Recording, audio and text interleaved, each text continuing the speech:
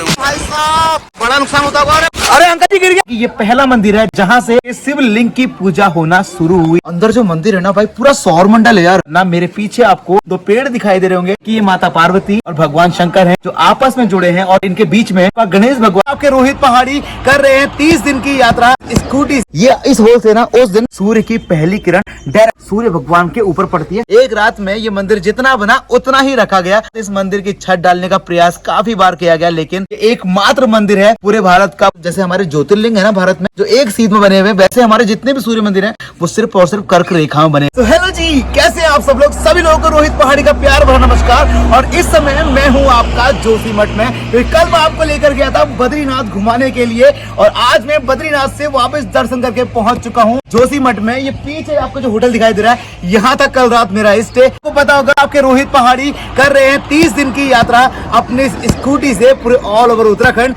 अभी तो फिलहाल 10 दिन से मैं गढ़वाल घूम रहा हूँ। गढ़वाल के केदारनाथ, बद्रीनाथ, तुंगनाथ जितने भी नाथ आस पास में आए थे सारे दर्शन मैंने आपको कराए। और आज मेरा प्लान है कि मैं आज गढ़वाल से घुस जाऊंगा कुमाऊं के अंदर, क्योंकि जैसे धाम आपके गढ़वाल में है ऐसे ही बहुत सारे धाम आपका कुमाऊं के अंदर में है, जैसे कि आदि कैलाश, ओम पर्वत, जागेश्वर धाम, घाट काली। तो आज अपने सफर की शुरुआत करते हैं और निकलते हैं एक और नई लोकेशन में। चलिए, हर हर महादेव। अगर पहली बार चैनल पर आए तो चैनल को सब्सक्राइब करना, वीडियो को लाइक करना और बेल आइकन को दबा देना। तो कम से कम 150 से 200 किलोमीटर तो मुझे स्कूटी से आज ये रन करना पड़ेगा। तो चलो चलते हैं अपने सफर की शुरुआत।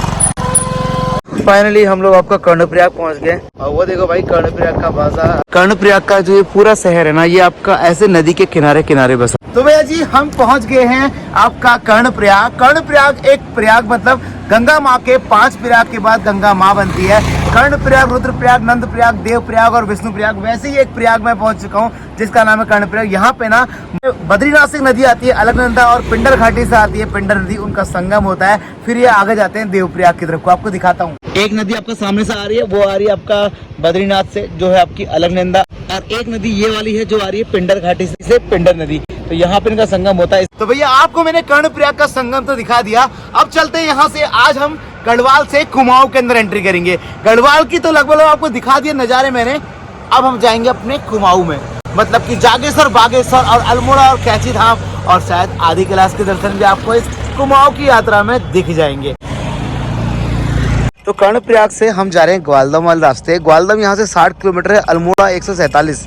चलो आज एक नया रूट एक्सप्लोर करते हैं, ठीक है जी। 3 घंटे की राइड हो गई है कंप्लीट और मैं अब थोड़ी देर में कुमाऊं के अंदर घुसने वाला हूं, मतलब गढ़वाल से कुमाऊं पहुंचने वाला हूं। यह है कर्णप्रयाग से अल्मोड़ा ग्वालदम वाला रोड और मुझे लग गई थी भाई बढ़िया वाली भूख। मेरी इस ट्रिप में मुलाकात हुई है मेरे दोस्तों के साथ जो मेरे साथ जागेश्वर की यात्रा करने वाले हैं। तो पहले एक काम करते हैं, यहाँ जिस काम के लिए रुके हैं वो काम कंप्लीट करते हैं, फटाफट से फ्रूट चाट बनाते हैं। और स्रोत का पानी पता है इतना अच्छा होता है ना, आप इसे पी सकते हो, ठीक है। अब फटाफट से काम करते हैं, पपीता काटने की तैयारी करते हैं। चाकू प्लेट मेरे पास पड़ी हुई है भाई। सफर में ना आपके पास चाकू प्लेट तो होना चाहिए। तो भाई जी पपीता तो मैंने काट लिया, धो लिया अच्छे से, चाट मसाला मिला के।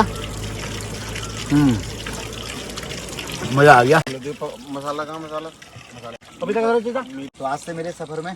तो भाई जी हम लोग आपका ग्वालदम को पार कर चुके हैं और हम अब धीरे धीरे कुमाऊं के अंदर एंट्री कर रहे हैं। चलो यार भाई देखो, जैसे ही बोर्ड पार किया और रोडों का साइज बिल्कुल चेंज हो गया भाई। मात्र 100 मीटर भी नहीं आए होंगे हम लोग, कुमाऊं के अंदर एंट्री करी, वैसे ही रोडों का साइज देखो कितना पतला हो गया। मतलब गढ़वाल की रोड है और कुमाऊं की रोडों में इतना भेदभाव क्यों है ये समझ नहीं आता। ये कौन नेता है, ये कैसे करते हैं, किस तरीके से करते हैं। लेकिन भाई ये रास्ते ना किसी सीनरी से कम नहीं। भले ही रोड पतली जरूर हो गई है लेकिन भाई रास्ते इतने खूबसूरत लग रहे हैं ना भाई, दोनों साइड से जंगल और बीच में पतली सी रोड। तो भैया जी हमारी एंट्री हो चुकी है आपका गढ़वाल से कुमाऊं के अंदर, मतलब ग्वालदम से हम मुश्किल से मुश्किल 20 से 25 किलोमीटर आगे आए होंगे। अब हम जिस एरिया में आए ये है आपका बागेश्वर गरुड़ एरिया और मेरे पीछे आपको जो मंदिर दिखाई दे रहा है यह है भगवान शंकर और माता पार्वती का वो स्थान जब वो अपनी शादी करने के बाद कैलाश जा रहे थे। मतलब शादी तो उनकी त्रियुगी नारायण में हुई थी जहां मैं केदारनाथ गया था, अभी मैं केदारनाथ था।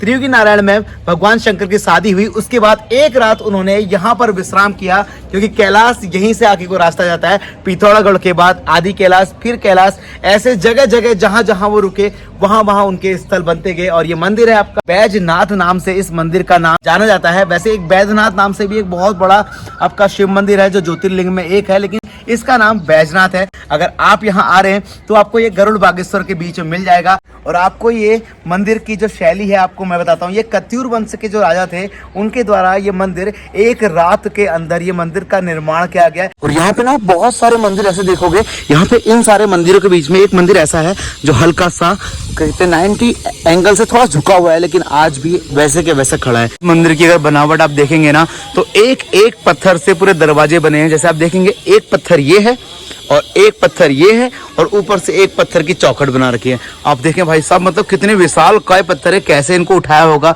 कैसे इनको लेकर आए होंगे। इनको बनाने वाले उस समय के जो लोग होंगे वो कितने बलवान, कितने शक्तिशाली होंगे ना।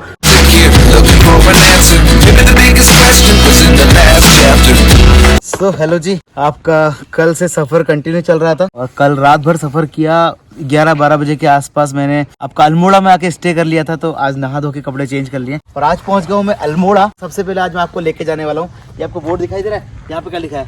ये लिखा है कटारमल। कटारमल मतलब यहाँ एक सूर्य मंदिर है। दुनिया में 2 ही सूर्य मंदिर है, एक है आपका उड़ीसा कोणार्क में, दूसरा आपका उत्तराखंड में अल्मोड़ा के अंदर। अब वहीं जाके इसकी कहानी आपको बता।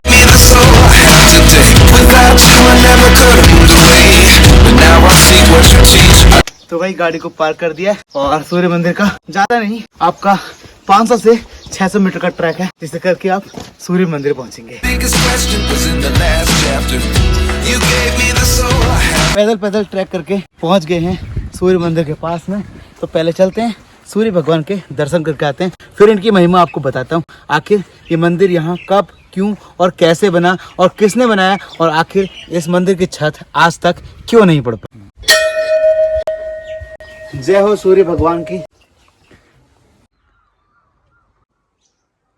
तो भाई जी सूर्य भगवान के दर्शन करके आ गया। सच में यार अंदर जो मंदिर है ना भाई, पूरा सौर मंडल है यार। बिल्कुल सेंटर में आपके सूर्य भगवान जी हैं और उनके चारों ओर 9 के 9 ग्रह हैं और सबके सब उसे एक मंदिर के अंदर है।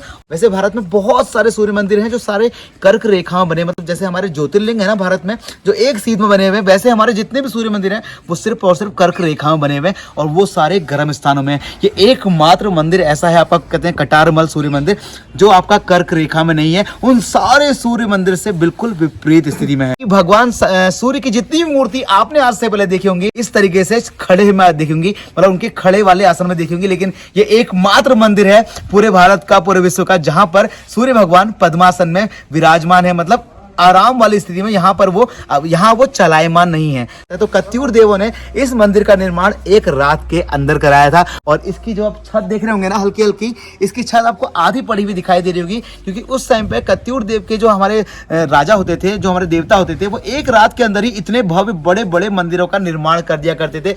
एक रात में ये मंदिर जितना बना उतना ही रखा गया। उसके बाद इस मंदिर की छत डालने का प्रयास काफी बार किया गया, लेकिन मंदिर की छत आज तक नहीं पड़ी। जब भी ऐसा प्रयास किया तब भी कुछ ना कुछ हल्का हलचल या कुछ यहाँ पे ऐसी एक्टिविटी हुई, जिसके बाद आज तक इस कटारमल मंदिर की छत को बिल्कुल वैसे ही रखा गया है जैसा कि कत्यूर हमारे देवताओं ने रखा था।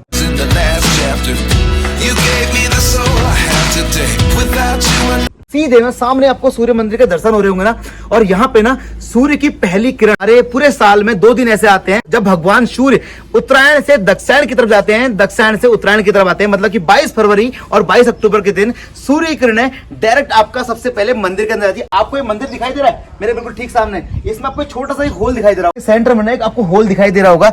ये इस होल से ना उस दिन सूर्य की पहली किरण डायरेक्ट बिल्कुल सूर्य भगवान के ऊपर पड़ती है। ये बिल्कुल इसकी सीध में ना, इस होल के बिल्कुल सीध में ना आपका अंदर सूर्य भगवान का मंदिर है। सूर्य की पहली किरण भगवान सूर्य के ऊपर बिल्कुल सेंटर मूर्ति में पड़ती है। और इस सूर्य मंदिर का निर्माण कत्यूरी देवताओं ने 9वीं शताब्दी में किया था। और आज ये चल रही है आपकी कौन सी 21st सेंचुरी चल रही है ना मेरे ख्याल से। हाँ, तो भाई 1100 साल तो कंप्लीट हो गए इस मंदिर को, और आज भी ज्यों का त्यों है। आज लोगों के घर 100 साल में टूट के ढह जाते हैं, लेकिन भाई इस मंदिर में आपको ना सीमेंट दिखाया देगा ना सरिया, फिर भी भाई मंदिर देखो आप ज्यों का त्यों खड़ा है। ये मंदिर किसी मिस्त्री, किसी आर्किटेक्चर ने या किसी ने नहीं, स्वयं भगवान ने अपने हाथों से बनाया है। तो बोलो जय कत्यूरी देवताओं की जय, क्योंकि हमारे उत्तराखंड के देवभूमि के जो देवता हैं वो कत्यूर देवता हैं। चलो सूर्य मंदिर के दर्शन करने के बाद अब मैं जाऊंगा यहाँ से अल्मोड़ा की तरफ और अल्मोड़ा से फिर मैं जाऊंगा आपका जागेश्वर की तरफ। आज मैं ना जागेश्वर मंदिर पहुंचूंगा, मतलब आपका पिथौरागढ़ वाले रोड में, फिर शायद वहीं से मैं आदि कैलाश के लिए भी निकल जाऊंगा। 1 घंटा राइड करने के बाद मैं पहुंच गया हूँ आपका धारानोला और रास्ते में जंगल में ना मुझे एक कुंचा मिला। कुंचा मतलब ठपरी बोलते हैं ना, यहाँ पे ना मस्त वाली कहते राजमा चावल। देखो भैया, भैया हमारे लिए कड़ी चावल और राजमा चावल लगा रहे हैं और हम खाएंगे कहाँ, जंगल में बैठ के। भाई अंकल जी का तो ना ये पूरा हिल रहा है, पूरा उड़ रहा है भाई। अरे अंकल जी गिर गया, गिर गया, गिर गया, सब गिर गया इधर। भाई साहब ये लो आपकी नमकीनें गिर गई भैया, कहाँ लगानी है? अंकल जी ऐसे अगर तूफान आएगा तो आपका तो बड़ा नुकसान होता होगा। अरे भाई साहब ये लो अंकल जी, संभालो उसको अंदर। खाना खाने क्या बैठे भाई, तूफान आ गया खतरा वाला। बहुत मेहनत की बात है यार, हम खाना खाएंगे यहाँ वादियों में, क्या मजा आएगा यार। देख रहे हैं ऐसा लग रहा है कि हम जंगल के अंदर बैठे हैं बिल्कुल। ये लो मैं अपना खाना लेके आ गया हूँ और अब खाना खाते हैं फटाफट से। अबे यार जैसे खाना खाने वाला ऊपर से इंद्रदेव ने बारिश भी करा दी। लो हल्की हल्की बूंदाबांदी शुरू हो गई, अब थोड़ी देर में दाल को ना पानी बन जाएगा पूरा। भाई जी राजमा चावल कड़ी चावल तो खा लिया, सच में इतना टेस्टी ना, घर वाले की तरफ हरी चटनी मिला के मजा आ गया सच में। ओके अंकल जी बाय बाय जी। तो भाई जी अब एक काम करते हैं, फटाफट से ना जागेश्वर चलते हैं, ठीक है? अगर रास्ते में बारिश तेज हो गई तो फिर होटल ले लेंगे, वरना फिर आज ही जागेश्वर पहुंच जाएंगे। तो भाई बारिश के बाद रोडों का हाल देखो भाई कैसा हो गया है। और पता है रोडों पे जो प्रूल गिरा है ना, प्रूल जो घास की दिख रही है आपको ब्राउन ब्राउन कलर की, भाई ये ऐसे फिसलती है कि क्या ही बताऊं। भाई रास्ते तो यार भाई कितने खूबसूरत हो गए सच में। और यहाँ से पिथौरागढ़ है आपका कम से कम 183 किलोमीटर और उसके बाद फिर आगे धारचूला पड़ता है, फिर नेपाल पड़ जाता है। तो चलो उधर भी बहुत सारे ऐसे धाम हैं, उनके भी दर्शन करेंगे और वहाँ के गांव और वहाँ के शहर भी देख के आएंगे। आखिर गढ़वाल तो देख लिया, अब कुमाऊं घूमने की बारी है। भाई लो हम जागेश्वर में पहुंच चुके हैं। भाई इतनी ठंडा लग रहा है ना, ऐसा लग रहा है कि मैं कश्मीर के अंदर आ गया हूँ, बिल्कुल हिमाचल की टॉप पहाड़ियों पे कश्मीर के अंदर।